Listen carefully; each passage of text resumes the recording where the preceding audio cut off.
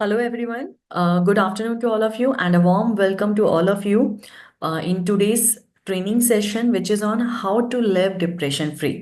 जी हाँ। देखिए, डिप्रेशन का जो वर्डली मीनिंग है, जो मीनिंग है, वो ऑलमोस्ट सबको अपने तरीके से सब पता है कि आजकल हर कोई स्ट्रेस, एंजाइटी और डिप्रेशन का शिकार हो रहा है। हर किसी को कुछ ना कुछ प्रॉब्लम होती है, जो उन्हीं उन्हीं की पर्सनल प्रॉब्लम्स हैं, प्राइवेट प्रॉब्लम्स हैं, ऑफिशियल प्रॉब्लम्स हैं, प्रोफेशनल प्रॉब्लम्स हैं। तो कुछ ना कुछ प्रॉब्लम सबकी लाइफ में रहती है।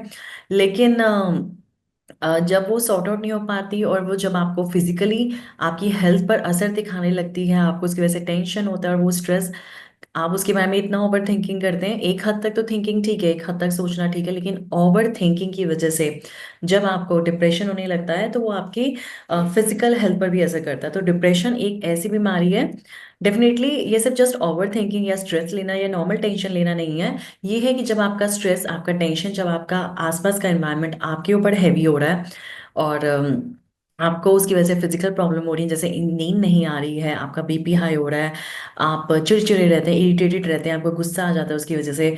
और कई लोगों को तो आईबीएस का इशू हो जाता है डिप्रेशन की वजह से, या फिर आईबीएस की वजह से डिप्रेशन हो जाता है, इंटर रिलेटेड है। तो इसी को हम कहते हैं डिप्रेशन। ठीक है। तो डिप्रेशन से बाहर आना बहुत ज़रूरी है। एक मेंटल हेल्थ इशू है जिसे एड्रेस किया जाता है हर जगह, तो आज हम उसी के बारे में थोड़ा बात करेंगे। एंड डेफिनेटली एक मेंटल हेल्थ डिसऑर्डर या इशू तो है ही, जो थोड़ा सीरियस है। अगर हम डिप्रेशन फ्री रहेंगे, स्ट्रेस फ्री रहेंगे, चाहे उसके लिए हमें मेडिसिन लेनी पड़े, प्रोडक्ट्स लेने पड़े, सही प्रोडक्ट्स लेने पड़े, या फिर सही न्यूट्रिशन लेना पड़े, तो हम तभी किसी और की कुछ मदद कर पाएंगे। अगर कोई इंसान डिप्रेशन से बाहर निकलेगा तभी फुली फुली एक्टिव फील करेगा, फुली अपना जो कंट्रीब्यूशन अपनी जॉब में या फिर अपने प्रोफेशन में दे पाएगा। अदरवाइज वो फुली एक्टिव नहीं रहेंगे, कुछ भी काम करे उसमें वो फुली एक्टिव नहीं रहेंगे। तो डिप्रेशन एक सीरियस हेल्थ इशू है। डेफिनेटली हेल्थ इशू है ही, ये सीरियस है वो भी, और इसे एड्रेस करना, नोटिस करना, ऑब्जर्व करना और इसको फिक्स करना, सॉल्यूशन इसका निकालना बहुत बहुत जरूरी है।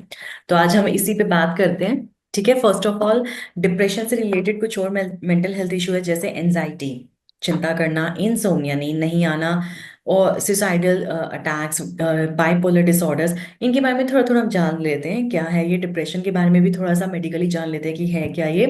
कई बार सही न्यूट्रिशन ना होने की वजह से भी डिप्रेशन होता है। अगर आपकी बॉडी में विटामिन बी 12 की कमी है, आयरन की कमी है, सो यू आर प्रोन, और सबसे पहले विटामिन डी की कमी है, तो you are very very prone to depression. Anxiety, insomnia, depression जो मेंटल हेल्थ इशू है, उसे हिंदी में वेदों में कहा गया है मानस वह संस्थान विकार। और उसमें डिप्रेशन, एंजाइटी और इंसोम्निया तीनों इंटर रिलेटेड हैं, इंटरलिंक्ड हैं, और तीनों ही उसमें आते हैं। फर्स्ट ऑफ ऑल, एंजाइटी जैसे हम नॉर्मली कहते हैं चिंता करना, वो है क्या? Feeling of fear, dread and uneasiness is called as anxiety. डर लगना, बहुत ज्यादा डर लगना, ड्रेड सा फीलिंग होना और अनईजी फील होना, अनईजी फील करना, अनकंफर्टेबल फील करना, ये है anxiety. Because of it one may feel to sweat, restless and tense. Anxiety की वजह से किसी ना किसी लोगों को पसीना आता है, कंफर्टेबल फील नहीं करते, हमेशा टेंशन में रहते हैं। एंजाइटी की वजह से कई बार जो हार्ट बीट है वो रैपिड हो जाती है, मतलब तेज हो जाती है। It can be said that it is a normal reaction of body towards stress और स्ट्रेसफुल सिचुएशन। हम ये कह सकते हैं कि हार्ट बीट का तेज हो जाना एक नॉर्मल बॉडी का रिएक्शन है स्ट्रेसफुल सिचुएशन या स्ट्रेस की तरफ। जैसे कि for example, one might feel anxious while facing a trouble और अ टेस्ट और before taking a crucial decision. जैसे कि किसी को भी एनेक्शियस फील हो सकता है कोई भी ट्रबल होने पर, कोई टेस्ट आने पर, या कोई क्रूशियल डिसीजन लेने पर किसी को भी एंजाइटी फील हो सकती है। एंजाइटी के डिसऑर्डर्स क्या क्या हैं? These are the conditions in which anxiety does not go away with time. जब ये एंजाइटी समय के साथ नहीं ठीक होती, बल्कि और ज्यादा वर्जन हो जाती है, और ज्यादा परेशान करने वाली हो जाती है, तो इसे तब ये एक डिसऑर्डर कहलाता है, तब इसे एंजाइटी डिसऑर्डर कहते हैं। इसकी वजह से डेली लाइफ एक्टिविटीज जो होती है वो हैम्पर होती है, जॉब की परफॉर्मेंस अच्छी नहीं हो पाती, स्कूल वर्क अच्छे से नहीं हो पाता, और रिलेशनशिप्स अच्छे नहीं होते। एंजाइटी डिसऑर्डर्स में कौन कौन से डिसऑर्डर्स आते हैं? सबसे पहले आता है जनरलाइज एंजाइटी डिसऑर्डर। ऐसे लोग जो होते हैं, these people worry about ordinary health issues excessively, like health, money, work and family. ऐसे लोग जो अपने ऑर्डिनरी हेल्थ इश्यूज हैं उनके लिए बहुत बहुत ज्यादा एनजाइटी रहते हैं, स्ट्रेस में रहते हैं, जैसे हेल्थ को लेके बहुत स्ट्रेस में रहते हैं, सोचते हैं बहुत ज्यादा, मनी को लेके स्ट्रेस में रहते हैं, वर्क को लेके स्ट्रेस में रहते हैं, फैमिली को लेके स्ट्रेस में रहते हैं। They do it almost on daily basis regularly for 6 months. लोग ये अक्सर 6 महीने से ज्यादा रेगुलरली ये जो जनरल एंजाइटी डिसऑर्डर के पेशेंट्स हैं ये रेगुलर करते हैं एंजाइटी, और बहुत ज्यादा करते हैं। Panic disorder, these kinds of people have panic attacks, इन लोगों को पैनिक अटैक्स आते हैं। The attacks are sudden and are in form of repetitive periods. कभी भी ये अटैक आ सकते हैं और रिपीटेडली आते हैं, अक्सर आते हैं, बार बार। They feel intense fear while there is no actual danger present, मतलब कोई भी भ्रम होने पर, एक्चुअली कोई खराब स्थिति नहीं है, कोई डेंजर नहीं है, लेकिन इन लोगों को बिना किसी वजह के भ्रम हो जाता है और बहुत बहुत ज्यादा डर लगने लगता है, और रिएक्शंस ये लोग करते हैं डर की वजह से। फोबियास, फोबियास क्या होता है? These patients have intense fear of something specific which poses little or no actual danger. Phobia जो होता है वो एक बहुत ही गहरा डर होता है, और जबकि कोई एक्चुअली कोई डेंजर नहीं होता, कोई खतरे वाली बात नहीं होती, लेकिन बहुत गहरा दर्द होता है, मतलब बहुत गहरा डर लगता है पेशेंट को। The fear can be for spiders, बहुत ही सिली सी, बहुत ही छोटी छोटी चीजों से डर लगता है, जैसे स्पाइडर से, मच्छरों से डर लगता है, भीड़ में जाने से डर लगता है, किसी सोशल सोशल सिचुएशन में डर लगता है, सोशल एंजाइटी फोबिया या सोशल एंजाइटी डिसऑर्डर भी इसे कह सकते हैं। एंजाइटी के कारण क्या क्या है? जेनेटिक्स भी हो सकती है, कई लोगों की जीन्स में ही होता है एंजाइटी लेना। ब्रेन की बायोलॉजी हो, ब्रेन ही ऐसा है, या उसकी बायोकेमिस्ट्री ऐसी कि एंजाइटी होती है, जैसे अगर उसमें सोडियम कंसंट्रेट या आयन कंसंट्रेशन कम हो गया आपके ब्रेन में, या सेरेब्रोस्पाइनल फ्लूइड जो कि ब्रेन में है, तो भी आपको एंजाइटी हो सकती है।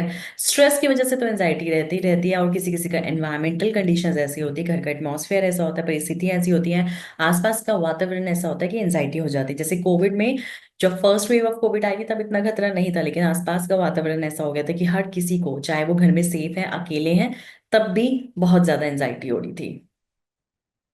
ऐसे कौन से लोग हैं जिन्हें एंजाइटी डिसऑर्डर हो सकता है? The risk factors for getting anxiety disorders very with different people.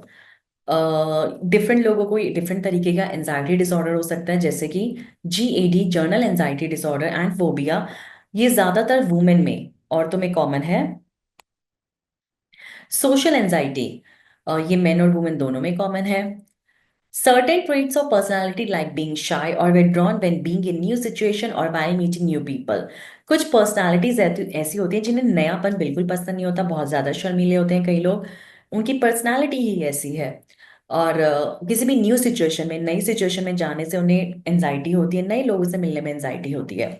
Traumatic events in past as an early childhood और एन एडल्टहुड, कोई ट्रॉमेटिक इवेंट हुआ, कोई दुख दुख आया हो पास्ट में, बचपन में या फिर अडल्टहुड में, तो पास में कोई भी ऐसा ट्रॉमेटिक इवेंट हुआ होता है, या फिर कोई दुख दायक सिचुएशन हुई होती है जिसको याद करके लोग बहुत एंजाइटी में आ जाते हैं।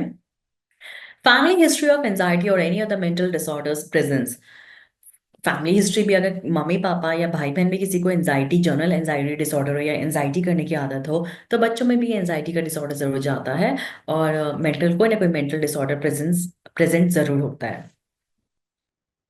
Physical health conditions like thyroid problem or arrhythmia are also a cause of anxiety, insomnia, and depression. Thyroid की बीमारी ऐसी है, चाहे गोइटर हो, थायराइड किसी भी तरीका का थायराइड हो, चाहे वो हाइपरथायराइडिज्म हो, हाइपोथायराइडिज्म हो, या फिर गोइटर हो, थायराइड में भी एक एज अ सिम्टम एंजाइटी पाई जाती है। थायराइड पेशेंट को एंजाइटी और डिप्रेशन जरूर होता है, और उनको नींद की प्रॉब्लम भी होती है, उनको इंसोम्निया भी रहता है, और अरिथमिया भी रहता है, मतलब उनकी हार्ट बीट जो होती है वो रेगुलर नहीं रहती, उनमें हाइपरटेंशन भी पाया जाता है, और इसी की वजह से उनमें एंजाइटी भी होती है, इंसोम्निया भी होता है, और डिप्रेशन भी होता है। आप देख सकते हैं कि सारे जो फोबियाज हैं वो ज्यादा पाए जाते हैं, उसके पास नेक्स्ट सबसे ज्यादा जर्नल एंजाइटी डिसऑर्डर पाया जाता है, ऑब्सेसिव कंपल्सिव डिसऑर्डर फिर बाद में पाया जाता है। ऑब्सेसिव कंपल्सिव डिसऑर्डर मतलब एक पर्टिकुलर तरह की आदत है, जैसे हाथ धोने की आदत, हर घड़ी हर घंटे में हाथ धोने की आदत, ये भी एक कंपल्शन है कि जब तक मेरे हाथ नहीं धुले धुले होंगे मैं बैठूंगा नहीं ठीक से। तो ये भी एक OCD है, मतलब कोई भी सिचुएशन हो, कोई भी बात हो कि अभी हाथ धोने, अभी अभी हाथ धोए जस्ट 1 घंटा पहले, और आपने किसी भी चीज को छुआ नहीं है, लेकिन आपको एक कंपल्शन है कि आपने हर घंटे हाथ धोने ही धोने हैं, तो इसे OCD कहते हैं। पैनिक अटैक्स, कि इतना डर लगता है कि कुछ ना कुछ आप रिएक्शन करते हैं, बॉडी से रिएक्शन करते हैं, हाइपर हो जाते हैं, उसे पैनिक अटैक्स कहते हैं। वो भी कई लोगों में मिल रहे हैं, और सबकी परसेंटेज कितनी कितनी मिल रही है वो सब, और लाइफ टाइम वो कितना प्रिवेलेंट रहते हैं। Symptoms of anxiety disorders. अब एंजाइटी डिसऑर्डर्स, एंजाइटी तो अलग चीज है, और लेकिन एंजाइटी का जो डिसऑर्डर्स हमने अभी डिस्कस किए थे उसके सिम्टम्स क्या क्या है। All types of anxiety disorders have following symptoms found in them. सभी तरह के एंजाइटी डिसऑर्डर्स में इस तरह के सिम्टम्स मिलते हैं। एनेक्शियस थॉट्स होते हैं, चिंता वाले थॉट्स होते हैं। वहम होते हैं, विश्वास होते हैं चिंता वाले कि हाँ ये काम सही हो ही नहीं सकता, और जो कि कंट्रोल करना बहुत मुश्किल है। लोग रेस्टलेस फील करते हैं, जल्दबाजी करते हैं, टेंस रहते हैं। उनकी जो डेली की लाइफ एक्टिविटी होती है उसमें भी इस चीज़ का असर देखा जाता है। ईजिली वो अपना काम नहीं कर पाते, और टाइम के साथ ये कंडीशन और वर्सन होती चली जाती है। फिजिकल सिम्टम्स कुछ देखते हैं एंजाइटी डिसऑर्डर्स में, कुछ देखने के लिए मिलते हैं, जैसे जैसे कि हार्ट बीट बहुत ज़्यादा रैपिड होती है, तेज तेज जो बीट्स हैं, पल्स है, वो भी बहुत तेज होती है। और हार्ट बीट भी बहुत ज्यादा रैपिड हो जाती है, मतलब तेज हो जाती है। बिना बात के ही पूरे शरीर में दर्द रहता है, डिजीनेस रहती है, चक्कर आने जैसा लगता है, और शॉर्टनेस ऑफ ब्रेथ रहती है, मतलब हांफने जैसा हमेशा लगता है। डेली लाइफ एक्टिविटी नहीं कर पाते, बिहेवियर में चेंजेस आने लगते हैं। जो वो पहले करते थे ज्यादा मेहनत, वो अब ज्यादा मेहनत नहीं कर पाते। कैफीन का यूज बहुत करने लगते हैं, कॉफी ज्यादा पीने लगते हैं, अदर सब्सटेंसेस पे डिपेंड होने लगते हैं, और मेडिसिन्स पे भी डिपेंड होने लगते हैं, जिसकी वजह से जो एंजाइटी है वो वर्सन हो जाती है। एंजाइटी डिसऑर्डर्स के लिए जो ट्रीटमेंट है वो है साइकोथेरेपी, जिसे हम कहते हैं टॉक थेरेपी। मेडिसिन्स भी होती हैं और दोनों भी दी जाती हैं। Affective psychotherapy focus on your individual anxiety. Psychotherapy जो होती है, टॉक थेरेपी जो होती है, वो इंडिविजुअल एंजाइटी और डिप्रेशन पर काम करती है और आपकी पर्टिकुलर नीड्स पे काम करती है। डिफरेंट तरह की साइकोथेरेपी जो है वो डिफरेंट एंजाइटी डिसऑर्डर के लिए अलग थेरेपी होती है। जैसे कॉग्निटिव बिहेवियरल थेरेपी होती है, which teaches you different ways of thinking and behaving, जिसमें सिखाया जाता है कि हर सिचुएशन में पॉजिटिव कैसे रहना है। It can help you change how you react to the things that cause you to feel fear and anxiety. ये आपको ये भी सिखाती है कि कैसे अपने आप को बदल के आप फियर और एंजाइटी से बच सकते हैं और उस पर कंट्रोल पा सकते हैं। Exposure therapy which focuses on forcing you to confront your fears in order to be able to do the things that you had been avoiding। जैसे किसी कोई भीड़ में जाने से कतराता है, उसे डर है कि भीड़ में जाएगा तो कोई दिक्कत होगी, तो ऐसे लोगों को भीड़ की तरफ एक्सपोज करना है, और ज्यादा भीड़ में, शादी ब्याह में, सोशल फंक्शंस में जहां पर ज्यादा लोग आते हैं, भीड़ होती है लोगों की, वहां लेके जाना है ताकि उनका डर निकले।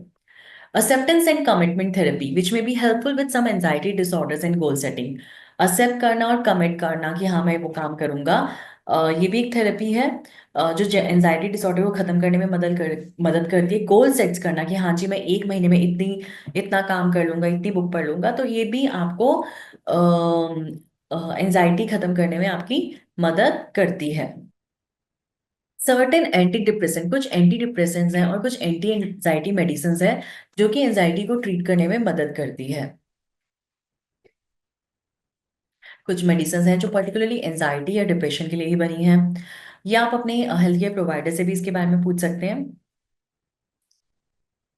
इससे स्ट्रेस रिडक्शन मेथड्स भी कुछ होते हैं जो एंजाइटी और डिप्रेशन को खत्म करने में मदद करते हैं। कुछ सपोर्ट ग्रुप्स होते हैं मेंटल हेल्थ रिलेटेड पेशेंट्स के लिए, कुछ सपोर्ट ग्रुप्स बने हुए हैं, एनजीओज बनी हुई हैं जो पेशेंट को मदद करती हैं उनके एंजाइटी और डिप्रेशन से और सैडनेस से बाहर आने में। देखिए एंजाइटी और डिप्रेशन जो होता है ना, वो अ, कल के दुखों का इलाज नहीं कर सकता, लेकिन एंजाइटी और डिप्रेशन जो है वो आज की आपकी जो स्ट्रेंथ है, शक्ति है, उसको जरूर खत्म कर देता है। चिंता और दुखी रहना, चिंता और दुखी रहना आपके जीवन में आने वाले कल के दुखों को कम नहीं करती है, लेकिन आपके जीवन में आज की ताकत को कम जरूर कर देती है। जी हाँ, आज जितनी आपके पास ताकत है, जो आपके पास काम है उसको अच्छे से करिए, और पूरे मन लगा के, पूरा दिल लगा के करिए, और पूरी ऊर्जा के साथ, स्ट्रेंथ के साथ करिए। कल वो अपने आप अच्छा आपका हो जाएगा जब आपकी आज की मेहनत अच्छी होगी तो। इंसोम्निया अनिद्रा, one of the most prevalent health issues affecting people is insomnia. आजकल आपके पास भी बहुत कस्टमर्स आते होंगे, और मेरे पास भी बहुत पेशेंट्स आते हैं, कॉल भी करते हैं, पेशेंट्स ओपीडी में भी आते हैं कि उन्हें किसी ना किसी वजह से नींद नहीं आती है ठीक से। पूरी 7 से 8 घंटे की जो साउंड स्लीप्स है, आजकल मैक्सिमम पेशेंट इसी चीज के लिए मिल रहे हैं कि उन्हें साउंड स्लीप नहीं आती है, ठीक से नींद नहीं आती है, इसे कहते हैं insomnia. For some people, insomnia can be crippling and results in sleep problems that disrupt daily living। नींद नहीं आने की वजह से जो डेली की आपकी लाइफ एक्टिविटी है वो ठीक से आप नहीं कर पाते। आप दिन में, जब आप रात में अच्छे से नहीं सोएंगे तो दिन में आप हमेशा सुस्त फील करेंगे, लेजी फील करेंगे और अपना काम ठीक से नहीं कर पाएंगे। So this is the basic problem. Insomnia आपकी फिजिकल हेल्थ पर बहुत बुरा असर करती है। इंसोम्निया की वजह से ही लोगों का बीपी बढ़ जाता है और दूसरे हेल्थ इश्यूज होते हैं। Stress, certain drugs, a person surroundings, stress लेना, कुछ दवाइयों के कारण, और आपके आसपास कैसी सराउंडिंग चल रही है, कैसा वातावरण चल रहा है, और आप सोते कैसे हैं, किस तरह के बेड पे सोते हैं, ये सब कुछ रीजंस हैं जिसके कारण इंसोम्निया या फिर अनिद्रा हो सकती है। Insomnia is a frequent sleep problem that can involve difficulty falling asleep. Insomnia की वजह से डिप्रेशन भी होता है। इंसोम्निया एक ऐसी स्लीप प्रॉब्लम है जो आपको सोने नहीं देगी ठीक से, जिसमें आप नहीं सो पाते ठीक से, हमेशा जगे रहते हैं। कई लोग तो बिल्कुल सो नहीं पाते और चलना शुरू कर देते हैं, और आप जैसे उठते हैं आप बहुत एग्जॉस्टेड फील करते हैं। आपकी क्वालिटी ऑफ लाइफ जो है वो बिल्कुल हैम्पर्ड होती है। सुबह आप अच्छा फील नहीं करते उठते हुए, अच्छे से एक्टिव फील नहीं करते, साउंड फील नहीं करते, किसी चीज में, किसी काम में मन नहीं लगता, हेल्थ और एनर्जी लेवल जो है वो बिल्कुल ही लो रहता है।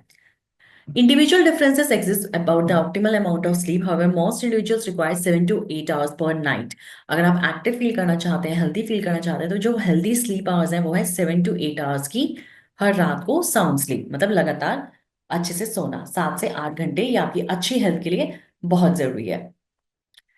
Many individuals eventually suffer from short term insomnia. कई लोगों को थोड़ा थोड़ा सा कुछ कुछ टाइम के लिए नींद नहीं आना, ऐसी समस्या रहती है, इंसोमिया रहता है।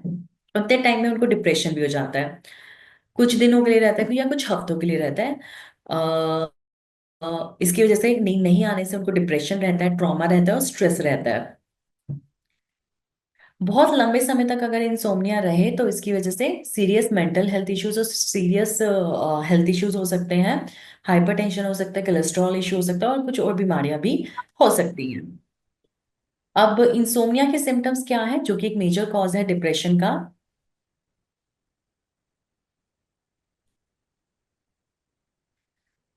रात को नींद नहीं आती पेशेंट को, रात के बीच में ही उठ जाते हैं, जल्दी उठ जाते हैं, अच्छा फील नहीं करते पूरी रात सोने में, थकावट महसूस करते हैं पूरा दिन, इरिटेशन महसूस होती है, डिप्रेस फील होता है, एनेक्शियस फील होता है, चिंता बहुत रहती है। तो ये सब इंसोमिया के ही सिम्टम्स हैं। किसी भी टास्क में फोकस करने में अच्छा नहीं लगता, मतलब ध्यान से किसी भी काम को नहीं कर पाते, ध्यान नहीं लगता उस काम में, फोकस नहीं फील करते, ये इंसोमिया का एक लक्षण है। ज्यादा एरर्स आपके काम में दिखते हैं, एक्सीडेंट्स होते हैं जब आप ड्राइव करते हैं, ये इंसोमिया के लक्षण है। और सोने से पहले ही चिंता शुरू हो जाती है कि आज नींद आएगी या नहीं आएगी, ये इंसोमिया का लक्षण है। आयुर्वेद के अनुसार निद्रा, आहार, जीवन के 3 उपस्तंभों में से एक है। आयुर्वेद के अनुसार निद्रा और आहार जीवन के 3 उपस्तंभों में से है जो आरोग्यदायक है, अर्थात अच्छे स्वास्थ्य के लिए अच्छी नींद और अच्छा आहार बहुत जरूरी है। इसका मतलब साउंड स्लीप, अच्छी नींद जो होती है उससे आपका जो माइंड है, मेंटल हेल्थ है, वो बिल्कुल अच्छी बनी रहती है, आपको डिप्रेशन नहीं होता, कोई फिजिकल परेशानी नहीं होती, और आपकी जो लाइफ है और साउंड होती है और एक्टिव होती है और खुश भरी होती है। अब आ गया हमारा मेन टॉपिक जो है डिप्रेशन, उन्माद, एंजाइटी और इंसोम्निया जो है वो लाता है depression. Depression, also referred to as depressive disorder, is a prevalent mental illness. It is characterized by a protracted period of depression, loss of pleasure or lack of interest in activities. ये एक mental illness है एक प्रकार की, जब बहुत समय से आपको सैडनेस की फीलिंग हो, बहुत लंबे समय तक आपको किसी चीज में अच्छा नहीं लगता, बहुत लंबे समय तक, और बहुत सारी चीजों में आपका इंटरेस्ट नहीं है, एक्टिविटीज में आपका इंटरेस्ट नहीं है, समझ लीजिए कि ऐसे पेशेंट को या ऐसे कस्टमर को डिप्रेशन है। A depressive state is not the same as normal mood swings. ये कोई नॉर्मल मूड स्विंग नहीं है या नॉर्मल मूड की फीलिंग्स नहीं है डेली लिविंग की। लेकिन जब आप बहुत ज्यादा बहुत लंबे समय तक लो फील कर रहे होते हैं तो ये एक डिसऑर्डर बन जाता है, जिसकी वजह से लाइफ के दूसरे हिस्सों में आपको असर दिखने को मिलता है। आपके फ्रेंड्स नहीं हो पाते ज्यादा, आपके फैमिली में आपके रिलेशनशिप्स अच्छे नहीं होते, आपके पास कोई कम्युनिटी नहीं होती है। It may originate from or contribute to issues at work and in the class and in the classroom. इसकी वजह से आपका जो वर्क है वो भी खराब होता है, अगर आप पढ़ाई करते हैं, स्टूडेंट्स हैं, तो आपके क्लासरूम में भी इसका असर दिखाई देता है। डिप्रेशन के सिम्टम्स क्या है? आपके वर्क में आपका ध्यान नहीं होता है, फोकस नहीं होता है, एक्सेसिव गिल्ट में आप रहते हैं, आपकी जो सेल्फ एस्टीम है वो लो रहती है, ऐसी फीलिंग्स होती हैं आपके पास। आप बहुत होपलेस फील करते हैं आगे आने वाले फ्यूचर के लिए। सुसाइडल फीलिंग्स होती हैं, डाइंग फीलिंग्स होती हैं। स्लीप पैटर्न तो डेफिनेटली इसमें डिस्टर्ब मिलता है और आपकी एनर्जी हमेशा लो लो रहती है। डिप्रेशन का जो ट्रीटमेंट है वो क्या है? अब हम डिप्रेशन से कैसे बच सकते हैं? Among the psychological therapies that work well for depression are, जो psychological therapy जो depression के लिए काम करती है वो है stimulation of behavior, cognitive behavioral treatment, problem solving therapy और interpersonal psychotherapy। टॉक थेरेपी से बहुत मदद करती है, बातचीत करना बहुत जरूरी है इसमें। बिहेवियर को स्टिमुलेट किया जाता है, जिस जिस चीज की वजह से आपको डिप्रेशन होता है उसे फेस करना बहुत जरूरी है। और कॉग्निटिव बिहेवियरल ट्रीटमेंट जो है, बिहेवियर ट्रीटमेंट, समझना कि आपको किस चीज में कैसा बिहेव करना है ताकि आप और सक्सेसफुल फील कर सकें। और कॉग्निटिव बिहेवियरल ट्रीटमेंट से एक कंपल्सिव बिहेवियर आपके अंदर डेवलप किया जाता है कि आपको हर हाल में पॉजिटिव सोचना ही है, नेगेटिव नहीं सोचना। अब हम जानते हैं कि किचन की ऐसी कौन सी हर्ब्स हैं जो डिप्रेशन, एंजाइटी और इंसोम्निया से हमें बचाने में मदद करेंगी। सबसे पहले है जीरा, क्यूमिन, जायफल, नटमेग, पुदीना, मिंट लीव, सौंफ, फेनल सीड्स, अश्वगंधा। ये ऐसी कुछ हर्ब्स हैं या स्पाइसेस हैं जो आपके किचन में मिलती है या फिर आपके आसपास आसानी से मिलती है, जो जिसका यूज करने से आप डिप्रेशन से बचे रह सकते हैं। जीरा जो है, साबुत जीरा, उसका मैक्सिमम यूज करिए आप अपने खाने में। आप रायता बना रहे हैं, जीरे को भून के अगर आप ऐसे ही डेली खाएंगे उससे भी आपको बहुत मदद मिलेगी। उससे आपका डाइजेशन ठीक रहेगा, आपके हार्मोन्स ठीक रहेंगे और आप डिप्रेस फील नहीं करेंगे। जायफल, नटमेग फीमेल्स में बहुत जरूरी है। अगर फीमेल्स इसे लेती हैं तो इरेगुलर मेंस्ट्रुएशन या मेंस्ट्रुएशन से पहले जो उन्हें मूड स्विंग्स होते हैं, डिप्रेशन होता है, वो उन्हें नहीं होगा। मिंट लीव्स, मिंट लीव्स का काढ़ा बनाइए, मिंट लीव्स आप का पेयजल बनाइए, ड्रिंकिंग वाटर बनाइए। मिंट लीव्स का, इसका बहुत ही अच्छा यूज है। इसमें फॉलिक एसिड है, विटामिन सी है, जो आपका मूड हमेशा ठीक रखेगा। इसका एसेंशियल ऑयल आता है मिंट लीव्स का, जिससे आपका मूड हमेशा ठीक रहता है। इसकी खुशबू ही आपके लिए इतनी अच्छी है। तो ये सब चीजें आप ज्यादा अपनी डाइट में यूज करिए, बहुत आपको फर्क पड़ेगा। एक चम्मच एक गिलास पानी में उबाल कर फेनल सीड्स या सौंफ लीजिए। रोज ऐसा करिए, इससे आपका पेट ठीक रहेगा, डाइजेशन ठीक रहेगा, आपको डिप्रेशन जो है उससे उसमें मदद मिलेगी बहुत। अश्वगंधा चूर्ण फॉर्म में आपके पास अवेलेबल है, आप एक चम्मच अश्वगंधा रोज एक गिलास दूध के साथ लीजिए, डिप्रेशन होगा ही नहीं। अब है हमारी डार्जिलिंग 9 की मेडिसिन। हमारे डार्जिलिंग 9 में ऐसे कौन से प्रोडक्ट्स हैं जो डिप्रेशन वाले कस्टमर्स या पेशेंट्स की मदद कर सकते हैं, या ऐसे कौन से प्रोडक्ट्स हैं जो अगर आप डेली लेते हैं तो आपको एंजाइटी, इंसोम्निया, डिप्रेशन होगा ही नहीं। सबसे पहले है कि डी स्ट्रेस कैप्सूल। अगर आपको नींद नहीं आ रही है तो 2 कैप्सूल रात में सोते समय लीजिए। शिलाजीत कैप्सूल्स, अगर आपको डिप्रेशन, एंजाइटी है तो या इंसोम्निया, तीनों ही चीजें हैं तो आप डिस्ट्रेस कैप्सूल तो ले ही लें। एक कैप्सूल सुबह शाम खाने के बाद, साथ में शिलाजीत कैप्सूल रात में एक कैप्सूल सोते समय जरूर लीजिए। ये है आपके मेंटल हेल्थ इश्यूज को, ये जो सिंपल से प्रोडक्ट्स हैं, देखने में सिंपल से हैं, सुनने में भी बहुत सिंपल से हैं, बट एंजाइटी, इंसोम्निया और डिप्रेशन के अगेंस्ट बहुत अच्छा काम करते हैं। क्वालिटी वाइज भी ये बहुत अच्छे हैं। एंड डेफिनेटली हर एंगल से जब आपका माइंड हेल्दी रहेगा, साउंड रहेगा, तभी आपकी बॉडी भी हेल्दी रहेगी और साउंड रहेगी। डिस्ट्रेस कैप्सूल्स के इंग्रेडिएंट्स पे एक बार हम देखते हैं। डिस्ट्रेस कैप्सूल्स में जो इंग्रेडिएंट्स हैं वो है ब्राह्मी, शंखपुष्पी, गोटुकोला, जटामांसी, अश्वगंधा, वचा, ओमेगा 3 फैटी एसिड्स और मेलाटोनिन। ये जो इंग्रेडिएंट्स हैं ये ब्रेन पर काम करते हैं, स्लीप इंड्यूसिंग है, आपकी स्लीप को ठीक करते हैं। जब आपकी 7 से 8 घंटे की स्लीप ठीक होगी, जब आपकी स्लीप और वेक साइकिल मेंटेन रहेगी, तो आप ज्यादा एक्टिव फील करेंगे और डिप्रेस फील बिल्कुल नहीं करेंगे। शिलाजीत कैप्सूल का जो एक्टिव इंग्रेडिएंट है वो है शिलाजीत अर्क। असली शिलाजीत अर्क जो है वो बहुत कम दवाइयों में, प्रोडक्ट्स में मिलता है। ये बहुत one of the rarest companies है जिसमें इतना अच्छा शिलाजीत कैप्सूल मिल रहा है। So please take care and advise your customers. आप अपने फैमिली मेंबर्स को भी ये एडवाइस कर सकते हैं। साथ में मैंने जो किचन हर्ब्स के टिप्स बताए हैं वो भी आप उनसे शेयर करिए। एंड लेट मी नो कैसा आपको लगा। और कुछ भी आपके मेंटल हेल्थ रिलेटेड इशू के बारे में कुछ भी जानकारी चाहिए, आप इन पर्सन कंसल्टेशन भी मुझसे ले सकते हैं, मंडे टू सैटरडे 10 बजे से लेके 2 बजे के बीच में, विद प्रायर अपॉइंटमेंट। और आप व्हाट्सएप पे भी कंसल्ट कर सकते हैं, कस्टमर केयर सर्विस पे भी कंसल्ट कर सकते हैं। Thank you so much. अगर आपका कोई क्वेश्चन है तो आज आप इस प्लेटफॉर्म पे पूछ सकते हैं, बिल्कुल एक एक करके। Good morning ma'am. Very good morning. हाँ मैम, एक्चुअली मैं पूछ रही थी ये जो दोनों आप बताए हैं ये कोई भी एज में ले सकते हैं क्या? एज का कोई मतलब ड्यूरेशन के लिए कुछ है? 12 साल से 12 साल की उम्र से ज्यादा ऊपर के लोग ले सकते हैं। ओके, गुड ठीक है, मॉर्निंग मैम। Thank you. हाँ गुड जी। Morning ma'am. Very good morning. Ma'am, मेरा एक दोस्त है, उसका ना हेयर फॉल हो रहा है, बाल झड़ता है।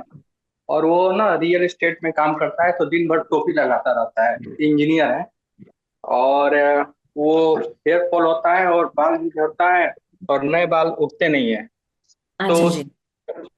पे हो जाएगा क्या आपकी तरफ से देखिए, कुछ? ये जो क्वेश्चन है वो आज इस टॉपिक से रिलेटेड नहीं है, इसके लिए आप मुझे व्हाट्सएप करिएगा।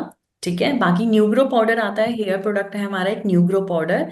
आप वो पेशेंट को देना शुरू करिए और उनकी एक बार मुझसे व्हाट्सएप पे बात कराइए। ठीक है, थैंक यू। वेलकम। हेलो। नमस्कार हेलो। मैडम।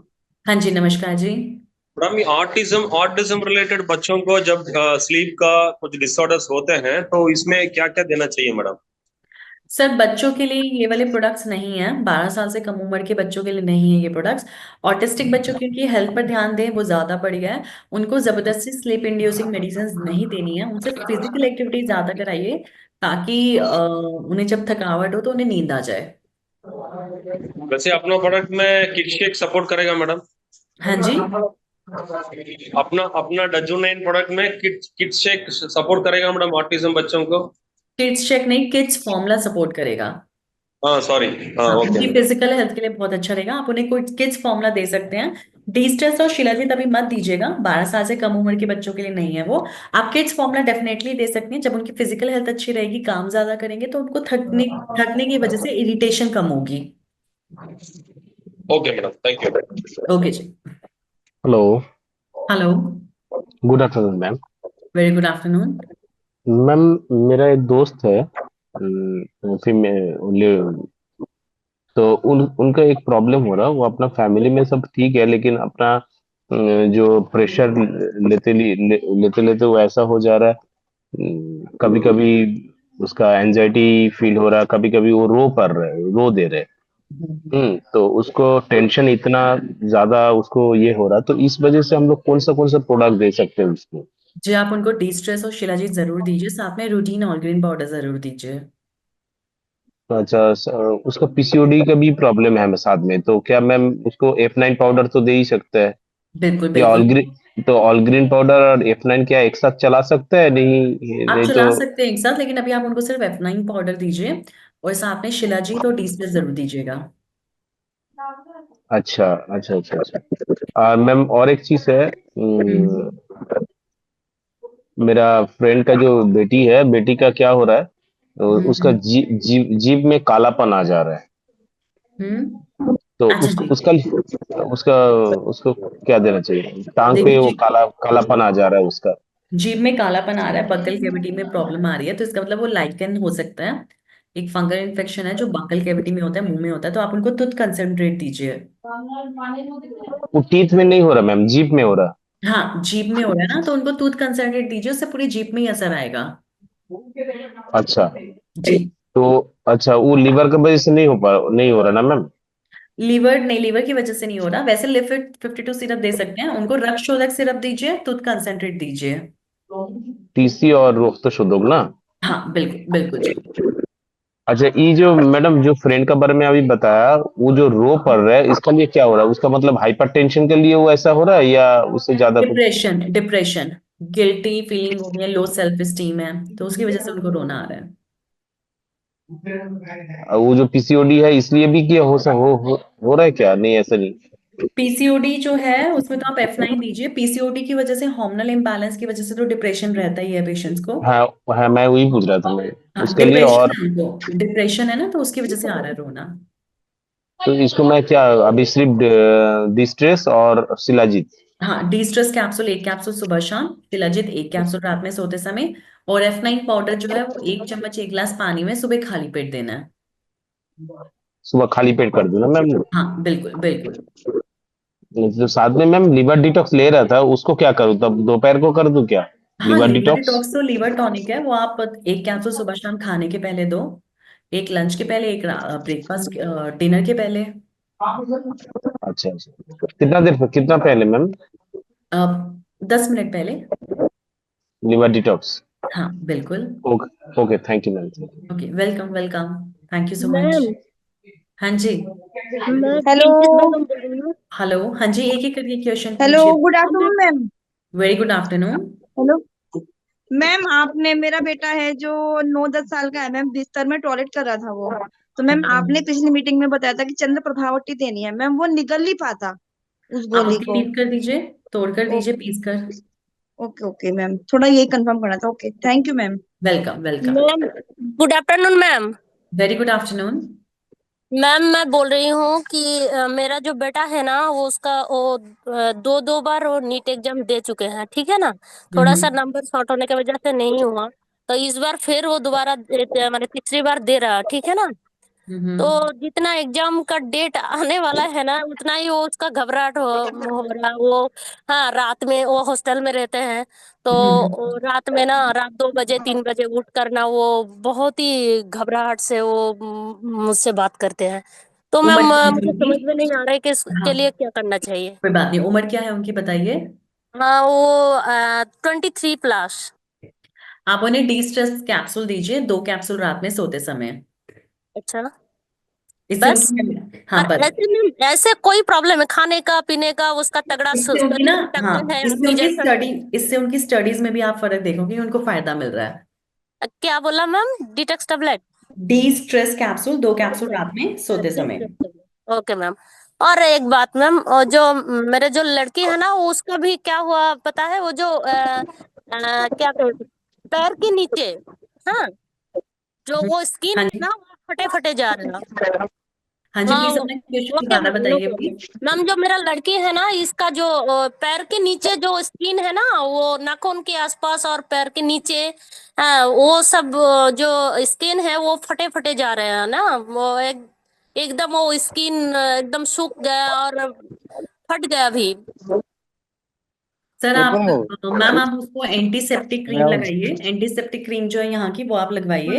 हाँ ठीक है जी। हाँ ओके मैम। और कुछ खाने के लिए मैम? नहीं नहीं, आप वो अब ना बस। बहुत ही वो पतली सी, बहुत ही पतली सी है और खाना वो क्या कहूँ, इसका स्किन भी बहुत ही ड्राई है। कोई बात नहीं, आप उन्हें एंटीसेप्टिक क्रीम इस्तेमाल कराइए, उससे उनको फर्क पड़ेगा। Thank you. Hello ma'am. Hello, हाँ जी सर। मैम मैं दोबारा थोड़ा डिस्टर्ब कर रहा हूँ मैम आपको। मैम एक्चुअली नहीं बात जी, है, कोई बात नहीं। ज्यादा टेंशन का वजह से बैक पेन आ रहा है, इसका लिए क्या क्या क्या कर सकते हैं? सर, जो मैंने आपको अगर ज्यादा बताया शीला जी, मैंने आपको बताया शीला जी, टीचर्स इसमें बहुत मदद करेगा। अच्छा, ये और वो बैक पेन में मैम, बैक पेन होने का और भी एक कारण है, जैसा L5 L6 में थोड़ा गैप होने की वजह से उनका स्पॉन्डिलाइटिस है कमर में। अच्छा तो अच्छा। उसका लिए क्या सपोर्टिंग कौन सा? स्पॉन्डिलाइटिस, हाँ मैम, सॉरी। ऑर्थोसॉल रेड उसके लिए बहुत सपोर्टिव है। आप एक बार उनकी रिपोर्ट्स मुझे भेजिए, फिर मैं बताती हूँ, ठीक है। Okay ma'am, okay. Okay sir, नमस्कार। Thank you.